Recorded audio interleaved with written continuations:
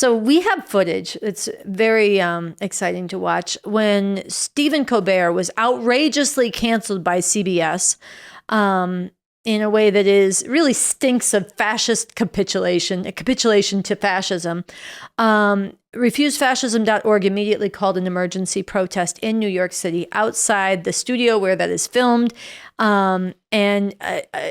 Not enough people, but a good crowd of people turned out, including comedians and performers and others. And we want to show some of the footage, a few of the voices who spoke out and some of the crowd. And it gives you a good vital sense of the message and the mission of Refuse Fascism and how it resonates and needs to be built upon. Over the weekend, it sunk in that they're killing off our show. But they made one mistake. They left me alive. And now for the next 10 months, the gloves are off. Yeah. A crowd is protesting the canceling of The Late Show with Stephen Colbert here tonight, just days after it was announced the top-rated late-night comedy show was ending. The demonstration outside the Ed Sullivan Theater was led by a group called Refuse Fascism. President Trump has been a frequent target of Colbert's nightly monologue, and the show's cancellation came on the heels of Paramount's $16 million settlement with the president. Protesters today question the timing. We are trying to wake up the people. Too many people are accepting this and saying, you know, Colbert will miss you. Actually, we can't accept this. This is illegitimate. I haven't really protested much in my life, but this is so important. I don't like losing our democracy. Trump, Trump, Trump, Trump, Colbert stay. Trump must go. Colbert stay. Trump must go. So when they come for the storytellers, the joke crackers, the drag queens, they're just not trimming the edges of culture. They're gutting democracy. They're censoring empathy. And they are laying the groundwork for something much, much darker. And listen, I don't want to live through a sequel to history's worst moments. We've already seen what happens when we stay quiet, and I refuse to stay quiet. And listen, we are not here because we want attention. We are here because we are paying attention. So no, we will not be silent. We will not be edited. We will not cut for time. Let them cancel shows, let them ban books, let them try to erase our art, our joy, our fire, because guess what? We are still here. And we are louder than ever, because this is more than a protest. This is a warning, and this is also a promise, because we will not go quietly, we will not go alone, and we will not go without a fight. 3 months ago, I was over in Germany. I visited the Dachau concentration camp for the second time in my life. If you ever have a chance to go to Dachau, for those of you who don't know what it is, Dachau was the first prison camp that was established weeks into Hitler being named Chancellor of the Reich. And within months, there were thousands and thousands of dissidents, people who were politically agitating against the Reich, who were rounded up and locked up. And over the years that camp was in place, 200,000 people were in prison there. Tens of thousands were murdered there. Now, I'm not saying that Trump is Hitler, and I'm not saying the MAGA movement are Nazis, but my God, does history rhyme quite a bit in this situation. Right? It's not Dachau. Trump's first foray was in the camp in El Salvador. And now he has built Alligator Auschwitz. And if we do not stand up and speak out and muster the courage to be in these streets, not just on one day, but every day, potentially for months at a time, we will not dislodge this regime.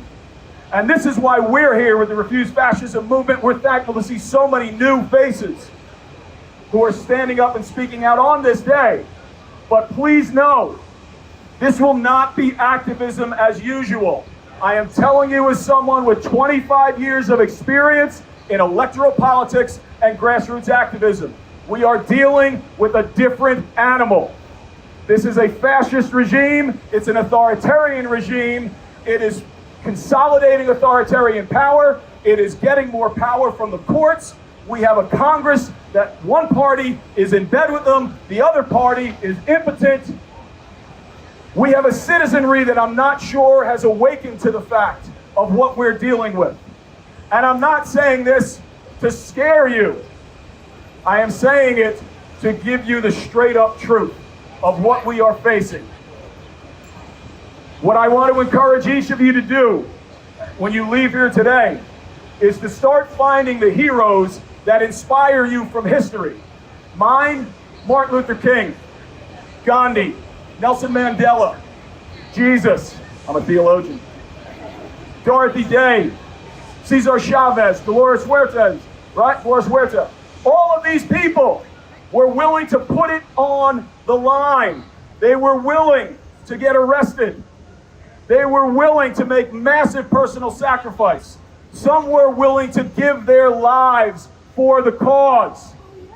Our very representative democracy, enshrined in the Constitution of the United States of America, is on the line. Today it's Stephen Colbert. If Trump has his druthers, tomorrow it'll be Jimmy Kimmel. The next day it'll be another entertainer. The next day it'll be another politician. And then we'll all be looking around, because it'll be everyday citizens who are either silenced or jailed. So again, I want to encourage you to muster every ounce of courage that you have in your hearts and your souls, and stand up and speak out and fight back, because we refuse to accept a fascist America. The Trump fascist regime must go now. In the name of humanity, we refuse to accept a fascist America. Right now, with no exaggeration and no hyperbole, we are quite literally in the midst. We are in the midst of the coherence of a textbook definition fascist regime. The vilification, subjugation, dehumanization of tens of millions of our immigrant sisters and brothers, who every single day exhibit more courage and sacrifice than any one of these MAGA white supremacist Confederate lunatics could ever even imagine and dream of.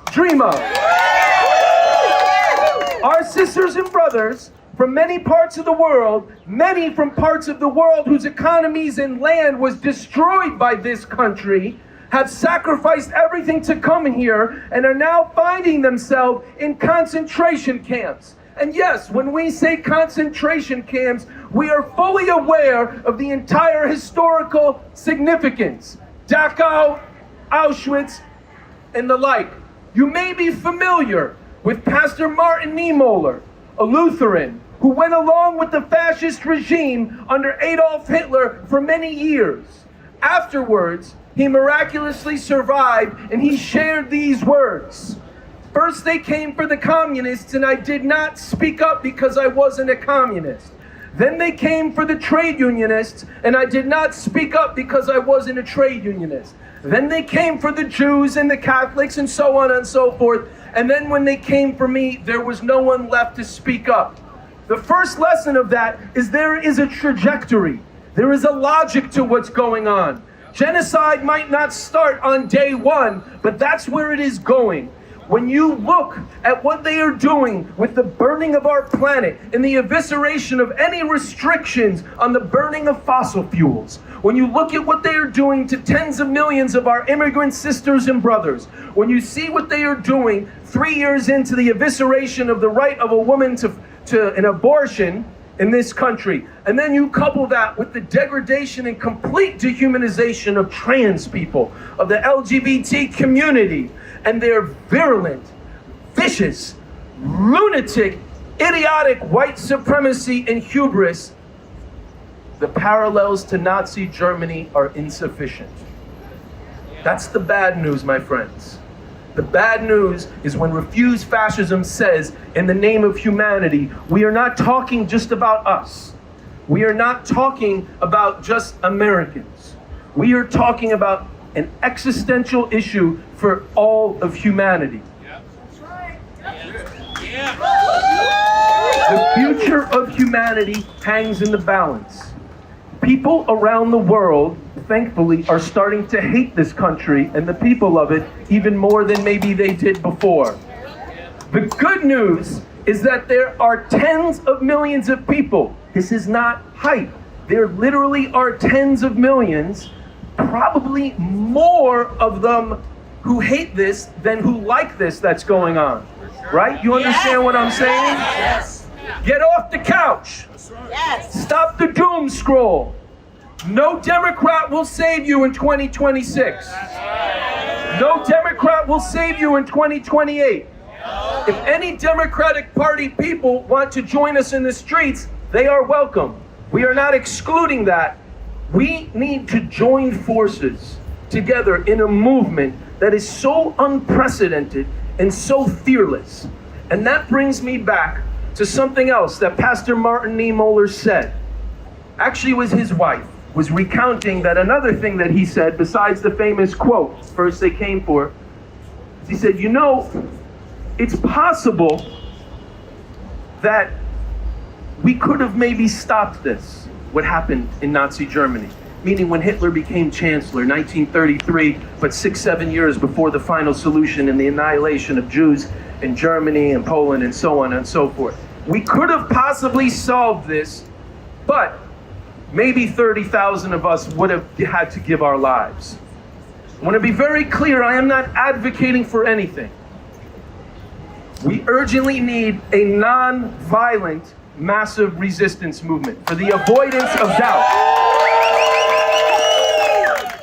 That being said, the time is now for the time is now. Now. Not I want now. I wish now. Now.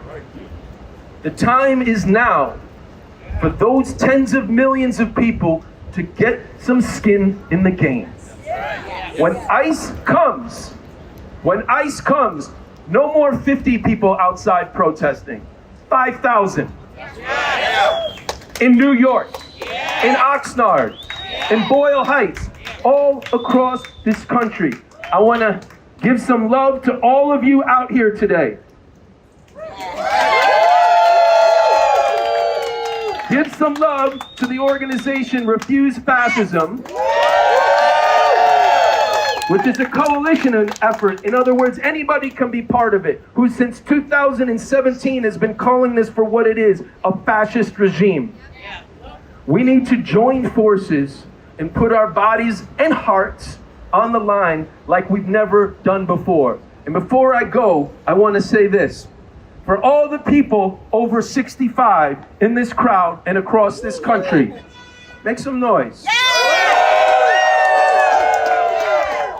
There is no retirement in the ranks of the movement to drive out fascism. So all of the older folks who've been in the streets for the last 3 months, make some noise for everyone. That being said, we must reach into the hearts of the young people, the under 25, of which I am not part of. But we need them to be on the front lines right now. And there's starting to be stirrings of that. There's starting to be stirrings, but we need them to put some skin in the game and to learn what they don't know and to follow their conscience and to drive the Trump regime out in 2025.